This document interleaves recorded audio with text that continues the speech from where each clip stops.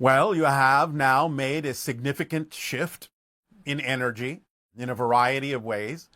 So this will, to some degree, accelerate the tunnel, the passage that we have termed the eye of the needle. So you can take advantage now of a more accelerated momentum of energy in a positive direction. But as we have already said, this will continue until about 2023. Now, again, as we've also said, this doesn't mean that you have to necessarily experience negative things until that time. But that is simply where, at this moment, the end of the tunnel, so to speak, is focused. However, because of the shifts in energy, the year 2023 becomes more significant in a variety of ways, particularly with regard to the idea of extending the beginning of the window of open contact backwards from 2025 to 2023. So the beginning of the window of open contact and the ending of the tunnel, the passage of the eye of the needle, coincide now in your year of 2023. Again, this doesn't mean that spaceships will land everywhere in 2023. It will be, however, the beginning of more opportunity to experience things that have to do with the establishment of more energy and framework for the opportunity, for the higher probability of open contact. And there may be an event in 2023 itself that may herald how much stronger the opportunities for open contact are. So in 2023, there can be new information coming in from your space probes, new information from your scientists about the probability of life off the Earth, and even an increase in the probability of there being more large-scale UFO sightings in the year 2023. So look to that year as you emerge from the tunnel of the eye of the needle, as also emerging at that time into the beginning of the window for open contact and the increase in probability for awareness of what is going on, not only globally on your world, but also to begin to really start incorporating in your reality the ideas of life elsewhere in the universe. Now, energetically also, with regard to the shifts that are being made now, and in particular in the areas in your country that you are calling Arizona, that you are calling Georgia, you may notice the idea of a reflective reverberation or frequency that has happened in the sense of the shifting of vibrational energies in those two states in the direction that you have now chosen collectively. Because the idea is that the vortex in Sedona is mirrored by a vortex over Atlanta.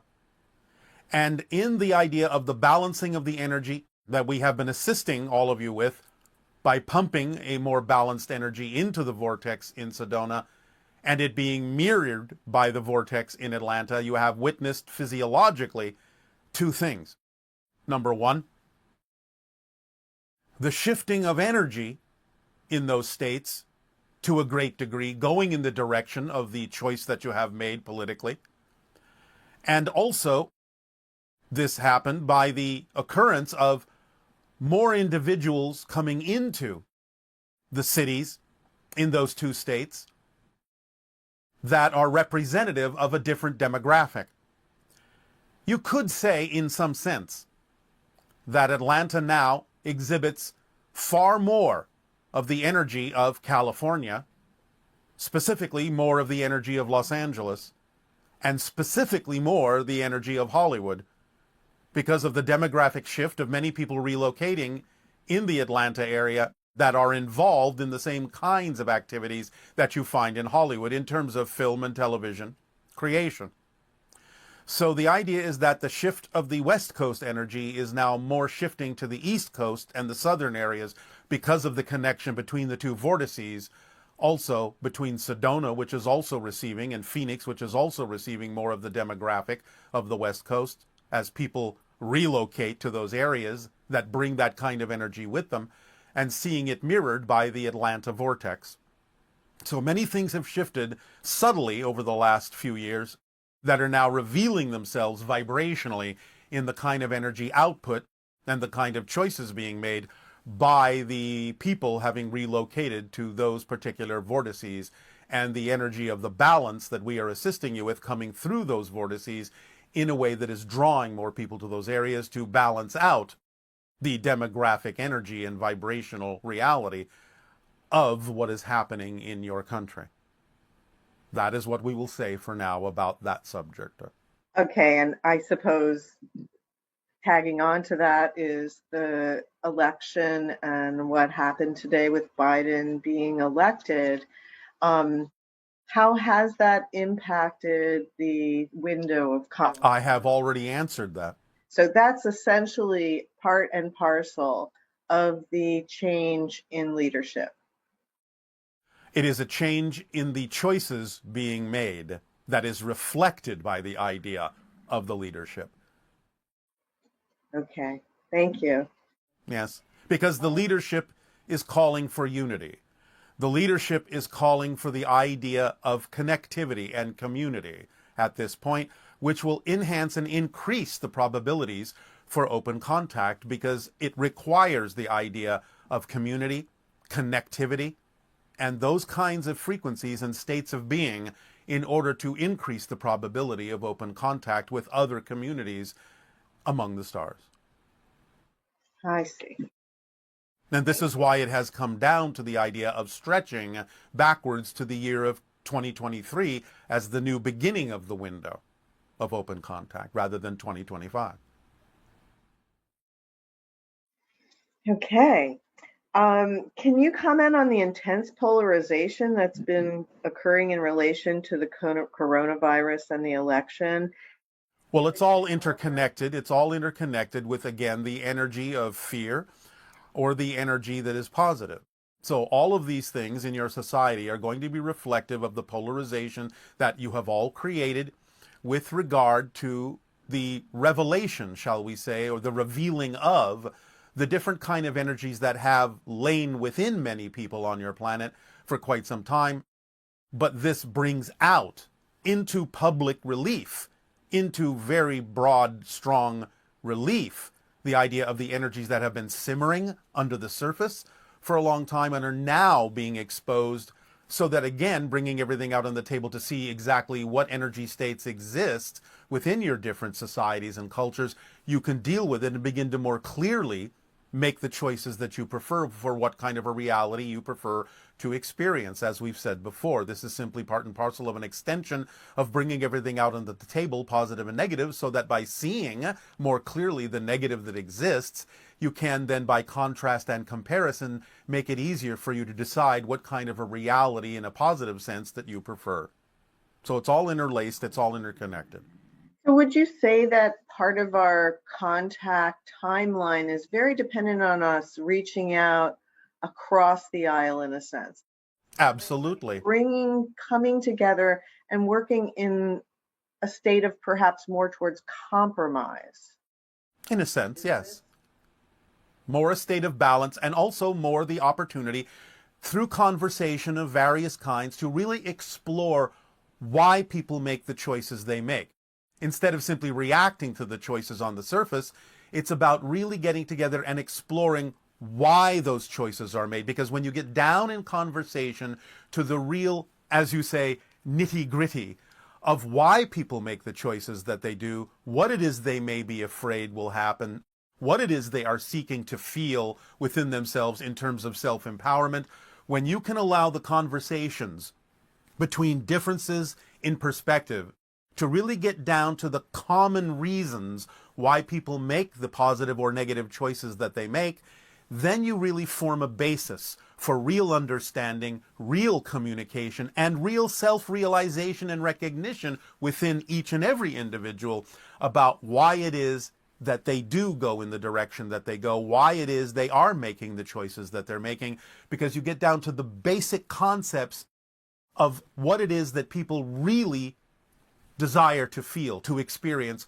which is usually nothing more than the idea of being supported, feeling empowered, being validated for who they are, and letting go of all the surface reflections or surface symbols of that they think represent gaining those things, when in many cases it's not really those surface things that they're after, but more fundamental states of being that represent the idea of self-validation, feeling like they belong, feeling self-empowered, in a nutshell, feeling loved and supported. So when you can really connect in that way, the conversations won't be so superficial about the symbols that people choose to represent their attempt to feel those things, but you'll really get down to the real reasons that they create those symbols, create those outer surface appearances, because they're seeking something deeper. They're seeking a deeper connection, a deeper sense of validation, a deeper sense of being supported, and a much deeper sense of love. Well, I have faith in us as humans that we will bridge this gap and bring ourselves into a better state of existence. It's all up to all of you. It's always been. It's completely in your hands and completely in your control. You just have to see things in a more holistic and interconnected way, as is now being discussed. Now, this was an interesting question. It says, is the pandemic a means from higher beings to reduce human population like the deluge? No. It is a means. It is a means of paying more attention to the messages coming from your own higher minds, to give you more ability and more clarity to make the choices that will move you in a more positive rather than a negative direction of self-elimination. You said that it was a different octave of consciousness altogether. So I'm interested to know more about that, if you can explain more about that and what methods you're using to navigate through that. Well, again, the idea of moving into fifth density, which is also the same thing as fifth dimension, means you're going from physicality to non-physicality entirely. That's what we mean by a different octave. That's a euphemism to simply underscore the idea that you're going from a state of being that has some degree of physicality to it to a state of being that does not have physicality in the way that you're used to experiencing it. Does that make sense? Yeah. And does it feel like different from when you shifted from the previous density? Does it feel more intense or? Well, it is more expansive. In other words, your senses are expanding and capable of perceiving multiple dimensional things simultaneously. So it's like you're kind of walking through a dreamscape constantly, being aware of a much larger span of things that have to do with parallel realities and opportunities, different dimensions. These things become the normal way that you perceive reality, overlapping with multiple realities, multiple opportunities and options, multiple pathways simultaneously, rather than the idea of a singular path that illuminates only what is germane for your physical personality. So in the non-physical realm, you begin to also combine with the idea of your identity other aspects of yourself on a greater level and tap into multiple parallel opportunities and choices and synchronicities that are representative of your greater being, your more expanded consciousness. You mean like the oversoul? Well, you don't necessarily have to go that far right away, but similar to that idea on a lower level. Okay, but we're only, in terms of parallel realities, we're only ever ourselves, and we're just always making connections. Is that right? We're only sort of one soul. Yes, you as a physical persona have a singular soul. So I can never be any of these other parallel versions. You aren't. They are themselves. You can only, in a sense, be them if when you say you or me, you are talking about the oversoul level. Yes.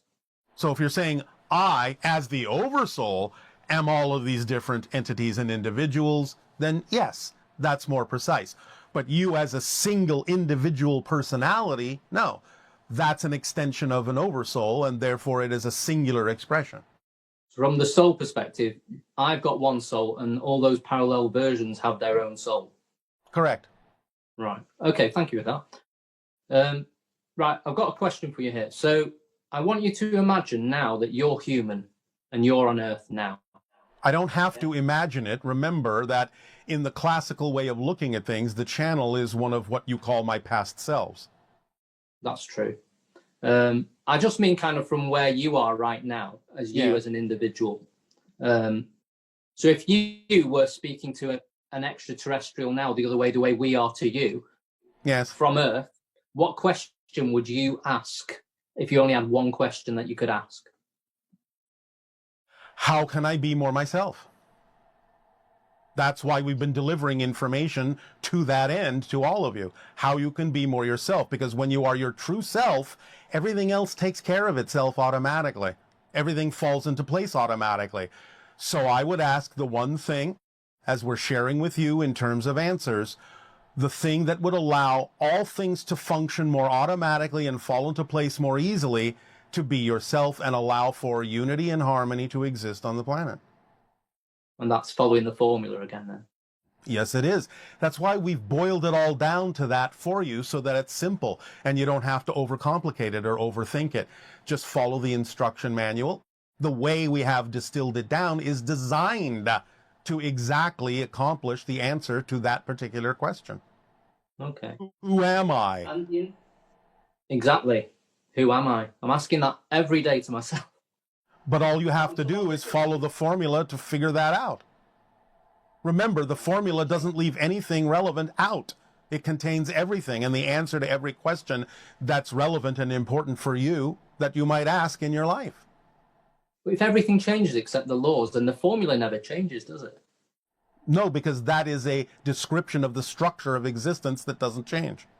It's how you use it that changes. It's your relationship to it that changes. It's your experience of it that changes. Your perspective of it that changes. But the thing itself, the structure itself, is the structure of existence, and that doesn't change. Okay.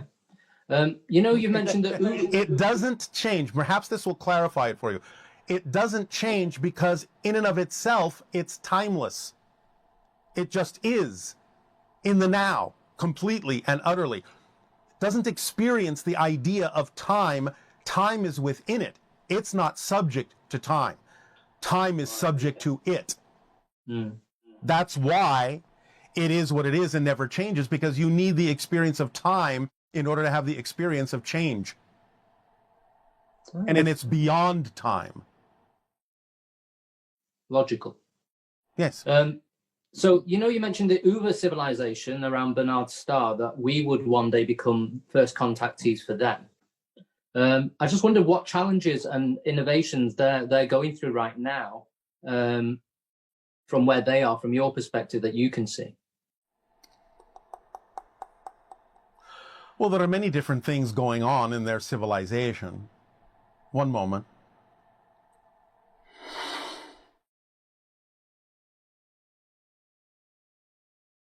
Of course, one of the things that's most relevant is they are having discussions in many different circles about the possibility of life among the stars.